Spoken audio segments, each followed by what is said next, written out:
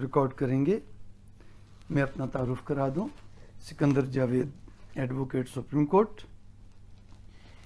कानून से आगाही का हमने ये सिलसिला शुरू किया है, जिसको दोस्तों ने पसंद किया। तो इस सिलसिले में हम आज नया लेक्चर इस बात पे रिकॉर्ड करेंगे कि इब्तदाई वकालत में जब कोई आपके पास केस आता है तो आपने क्लाइंट से मुलाकात कैसे करनी है, मुलाकात में किन बातों का ख्याल रखना है, और मुलाकात में आपने उससे क्या मालूमात लेनी है, और आपने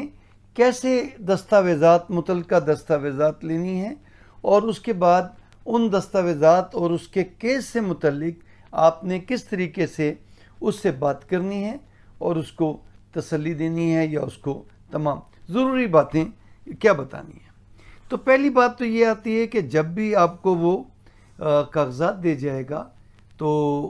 सबसे पहला बात है कि वो केस किसी न किसी ख़ास नौइयत का होगा। अगर हम उसको कैटेगरी में डालें तो सिविल का केस हो सकता है, सिविल में पैसों का केस हो सकता है, जदाद का केस होता है, डिक्लेरेशन का केस हो सकता है, या फैमिली केस हो सकता है, या फौजदारी केस हो सकता है, बैंकिंग का केस हो सकता है, किसी स्पेशल कोर्ट का केस हो सकता है। कहने का मतलब ये है कि जिस फील्ड का केस है, तो अगर तो आपको उस फील्ड से मुतल्लिक कुछ मालूमात हैं तो फिर तो उससे तो आप उस वक्त डिस्कस करें, वरना गैर महसूस तरीके से उसे कहें कि जितने आपके पास डॉक्यूमेंट्स हैं मुयस्सर वो दे जाओ और मैं ज़रा इसको तफसील से इसको स्टडी कर लूँ, मुतल्लिका कानून देख लूँ, फिर मैं आपके साथ इस पे तफसीली मुलाकात करूँगा और आप इस केस से मुतल्लिक डिस्कस करेंगे। उसे ये महसूस नहीं होना चाहिए कि आपका अभी इतना तजर्बा नहीं है, आपकी इतनी कानूनी दस्तरस नहीं है, आपकी अभी इतनी कानूनी मालूमात नहीं है। तो आपने उससे सारे डॉक्यूमेंट्स ले लिए, उसके बाद फिर बैठ के 1 दिन 2 दिन 3 घंटे 4 घंटे जितने भी केस की इमरजेंसी की नौइयत है, जल्दी का है तो इतनी जल्दी आपने उसको पढ़ के और उसके नोट्स बनाने हैं। क्यों कि जब आप उसके मुतल्लिका किसी वकील, सीनियर वकील से डिस्कस करने जाओगे तो आपको अपने केस के तमाम वाक़यात का पता होना चाहिए। कानूनी पॉइंट्स तो कुछ पता होंगे और कुछ वो बता देगा, लेकिन आपको अपने केस के पॉइंट्स का पता होना चाहिए। सीनियर वकील को अगर ये तासुर मिले ना कि भाई इसने केस की तैयारी नहीं की, इसने केस को पढ़ा ही नहीं, तो बड़ा बुरा इंप्रेशन जाता है कि मैं तेरे प्यो दा डैश डैश, कि मैं तुम्हारा नौकर लगाऊं कि मैं ही सब कुछ बताऊं। तुम्हें कम से कम इब्तदाई बातें तो पता होनी चाहिए।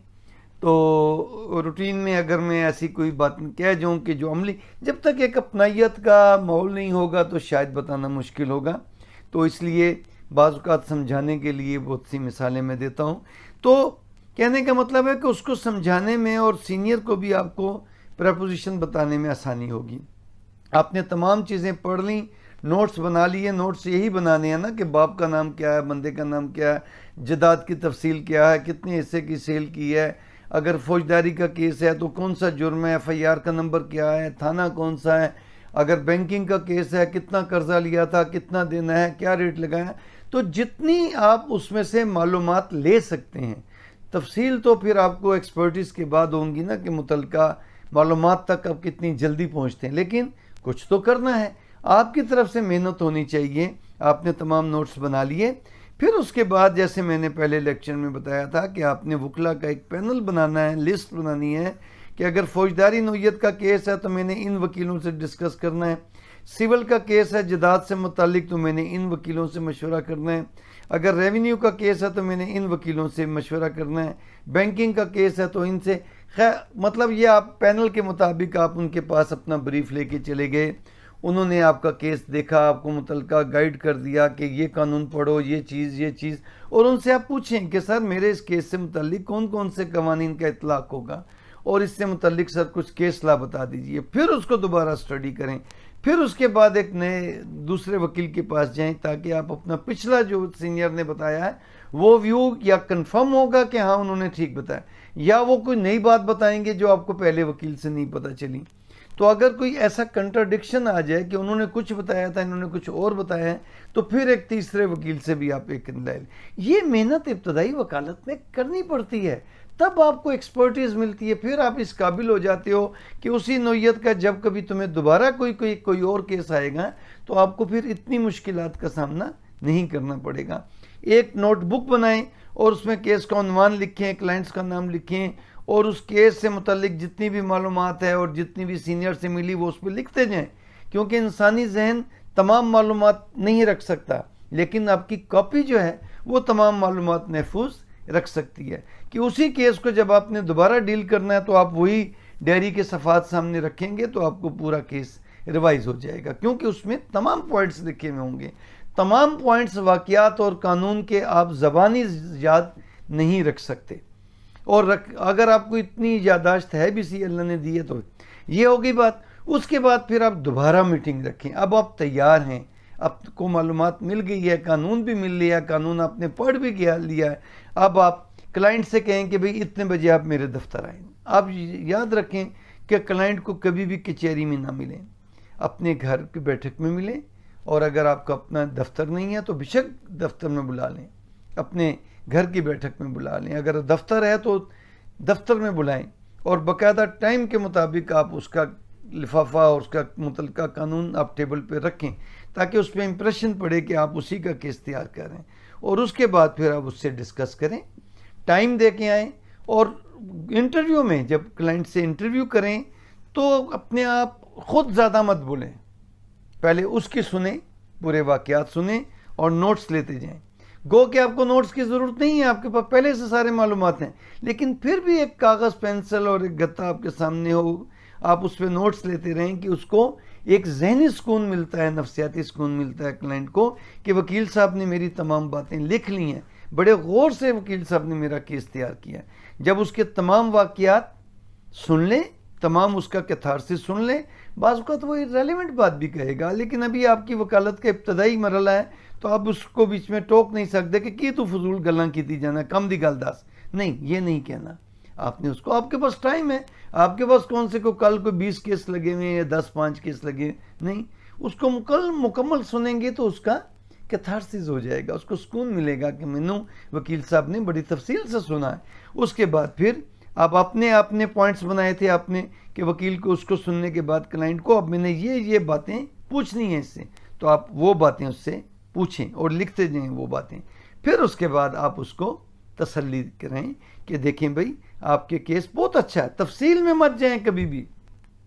क्यों कि एक नुकसान ये है कि जितनी तफसील में जाएंगे उतना आपका क्लाइंट ज़्यादा कंफ्यूज होगा, और दूसरा नुकसान ये है कि आप जब उसको सारे अपने पॉइंट्स बता देंगे कि इन पॉइंट्स पे मैंने आपका केस चैलेंज करना है, तो अभी तो फीस तय नहीं हुई, अभी तो केस बुक भी नहीं हुआ, वो कहेगा अच्छा वकील साहब मैं मशवरा करके आऊँ, वो कहेगा जी पॉइंट्स तो सारे पता चल गए हैं कि किन पॉइंट्स पे मैंने लड़ना है मेरा केस, तो मैं फिर कुछ सस्ता ही वकील रख लूँ। तो नहीं, उसको सारे पॉइंट्स मत बताएं, उसको बस तसल्ली करें, गारंटी मत दें, तसल्ली करें कि ठीक है भाई तुम्हारा केस में अच्छा केस है तुम्हारा, इंशाल्लाह बाकी हम मेहनत करेंगे, लेकिन भाई गारंटी अल्लाह के हाथ में है, तो हार जीत अल्लाह के हाथ में, उसकी कोई गारंटी नहीं। उसके बाद फिर वो अगर आपकी फ़ीस बुक हो जाए तो हमेशा कोशिश करें कि बहुत लंबी छलांग भी ना मारें फ़ीस की, मुनासिब फ़ीस। आपको कचहरी में रह के वकीलों से बात करके, सीनियर से डिस्कशन करके कि सर इस केस की कितनी फ़ीस होनी चाहिए, मैक्सिमम मिनिमम, तो उन सीनियर वकला को तो क्योंकि तजर्बा होता है, वो कोई 2 लाख बताएगा, कोई 10,000 बताएगा, कोई 5,000 बताएगा, लेकिन एक बात याद रखिए, फ़ीस जो है वो वकील की काबिलियत और क्लाइंट की माली हैसियत के मुताबिक तय होती है। अगर वकील काबिल है तो उसने कहना कि जी मैंने तो 2 लाख से कम नहीं लेना, ले जाओ केस, उसको केसों की कमी नहीं है, उसके पास तो और क्लाइंट आ जाएंगे, उसकी तो एवरेज चल रही है, आपको केसों की कमी है, तो आप उसको एक मुनासिब फ़ीस बताएं, और उसके बाद देखो भाई रूटीन में तो वकील इतनी फ़ीस लेते हैं और मैं भी इतनी, लेकिन चलें तुम्हारे साथ कोई कर लेते हैं मेहरबानी, तुम कितनी अफोर्ड कर, वो कम से शुरू करेगा, आप ऊपर से नीचे आएँ, वो नीचे से ऊपर आएगा, तो दरमियान में जहां आप समझें कि भी मुनासिब फ़ीस है, मुझे केस भी चाहिए, अभी मेरी ऐसी स्टेज नहीं आई कि मैं इनकार करूंगा तो मेरे मुँह मांगी फ़ीस देगा, तो आप उससे फीस तय करें। उसके बाद केस पे मेहनत करें, इतनी मेहनत करें, हर बार मेहनत करें, आपको बार बार मेहनत की ज़रूरत है। तो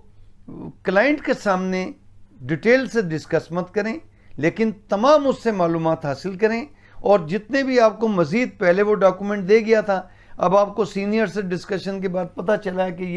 ये डॉक्यूमेंट भी ज़रूरी हैं, तो उसको कहें कि ये डॉक्यूमेंट आपके पास हैं तो पहुंचाएं। अगर उनकी कहीं से नकूल मिल सकती हैं तो वो नकूल लेकर आपको पहुंचाए। वो नहीं ले सकता, आप कहीं से हासिल कर सकते हैं, पब्लिक डॉक्यूमेंट है, तो आप अपने उसे अलग खर्चा बताएं